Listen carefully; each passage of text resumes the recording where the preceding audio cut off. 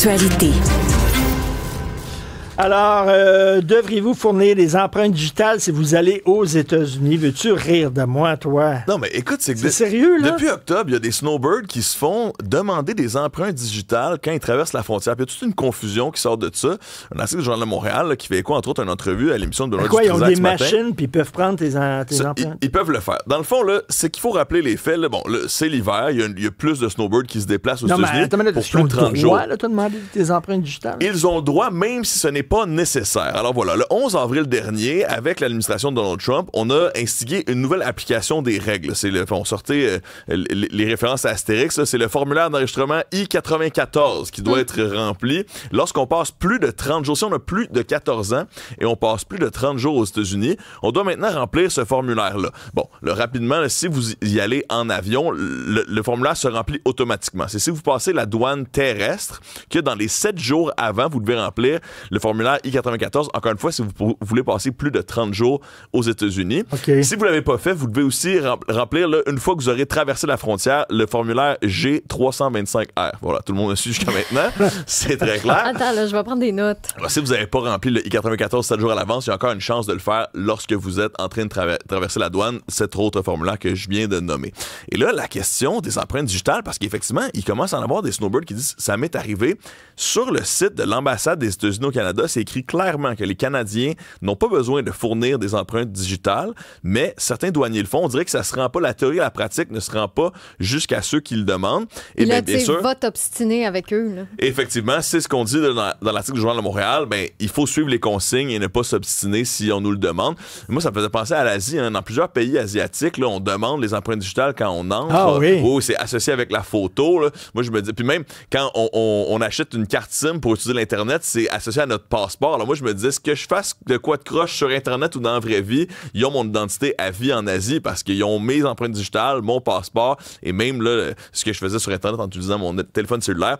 On dirait que les États-Unis, on s'attendait pas à ce que ce soit ça qui arrive avec les Canadiens qui traversent la frontière, mais on le voit de plus en plus, même si, encore une fois, officiellement, ce n'est pas obligatoire. Mais quand c'est le douanier qui te le demande, ben, si tu veux traverser, faut que tu te plies à ses dires. Tu sais, ça, c'est comme, mettons, t'avais un bon ami, tu allais souvent souper chez ton bon ami, ton meilleur ami, puis à un moment donné, il commence à te fouiller quand tu rentres. Pour savoir si c'est un gun ou quelque chose comme ça. Tu dis, coudonc, la confiance. Est-ce qu'il y a un micro? Ben oui, la confiance règne. As-tu rempli le formulaire? Là, tu mets dans ma boîte, le boîte postale I-94 avant de traverser? OK, là, pour la prochaine nouvelle, j'ai un avertissement à faire. Fred n'a pas pris d'alcool et ni de drogue, donc il est tout à fait sobre parce que c'est un hommage étonnant à Manon Massé. Effectivement. Qui aurait pu donner un hommage à Manon Massé? On imagine plein de politiciens, plein de gens du milieu artistique, entre autres. Éric Duhaime. Éric Duhaime qui a rendu hommage à Manon Massé. Éric Duhaime qui rend hommage à Manon Massé. Ça se passe sur Facebook. Plus de 1000 personnes qui ont appuyé sur la publication un petit bouton « J'aime ». Oui, ben, Éric Duhaime dit, bon, écrire que je ne partage pas les idées politiques de Québec solidaire ne surprendra personne, mais écrire que j'aime Manon Massé surprendra tout le monde. Il parle de l'être humain, c'est ce qu'il dit. Il dit, il y a quelques années, j'ai même invité Manon à venir co-animer une émission de radio avec moi. J'ai découvert une fille sensible et généreuse qui n'avait pas une once de prétention ou de malice, une idéaliste qui assume sa différence. Et moi, ma phrase préférée dans son hommage, c'est la suivante. Il dit « Jamais voulu faire de politique avec Manon, mais maudit que j'aimerais ça faire un tour de 4 roues avec elle. » C'est très bon. Et je pense que plusieurs Québécois et Québécoises ont envie... voir cette photo. Oui, certainement. Mais moi, je veux faire du 4 roues avec Éric Duhaime et Manon Massé. Là. Est-ce qu'il y a une place dans le pick-up en arrière pour que je puisse être votre passager? Parce que j'aimerais, avoir du fun dans la boîte, puis 2, entendre les discussions à bord. On a aussi vu, là, pour ceux qui nous regardent à la télévision, une photo d'Éric Duhaime avec Manon Massé. Éric dit, non, j'ai pas fait de porte à porte avec Manon Massé, contrairement à ce que cette photo pourrait laisser entendre. C'est juste que nos équipes respectives se sont croisées en 2023. Vous remarquez que sur la photo, Manon Massé est à gauche et Éric Duhaime est à droite. Mais tu sais, ça fait du bien, une photo comme ça. Ben À une oui. époque de polarisation, les gens s'y grimpent dessus puis s'envoient toutes sortes d'insultes et de voir des gens qui sont à l'opposé politiquement, qui sourient, qui sont ensemble, qui J'aime jasent. mon Québec. Moi, j'aime ça quand on peut argumenter intelligemment, rationnellement, puis se dire qu'on travaille pour le bien commun. On n'a pas tous la même perspective du bien commun, mais on travaille pour le bien commun. Ah, c'est super, ça. Stéphanie, Fred est tout à fait sobre. Il y en a un qui ne l'est pas, c'est Mel Gibson. Oui, ben ça résume quand même très bien cette nouvelle parce que on sait que Mel Gibson travaille actuellement sur la résurrection du Christ, un film qui sera en 2 parties et beaucoup d'argent. Hein? C'est beaucoup de budget pour ces 2 films-là, 100 millions chaque. Donc, 200 millions. Il a bu du vin de messe, quoi. Écoute, c'est saoulé sur le vin de messe. Pire que ça, en fait, parce que là, tu sais, il y a beaucoup de... On en sait très peu sur le scénario de ce film-là, mais Mel Gibson a dit que c'était un trip d'acide. Oh!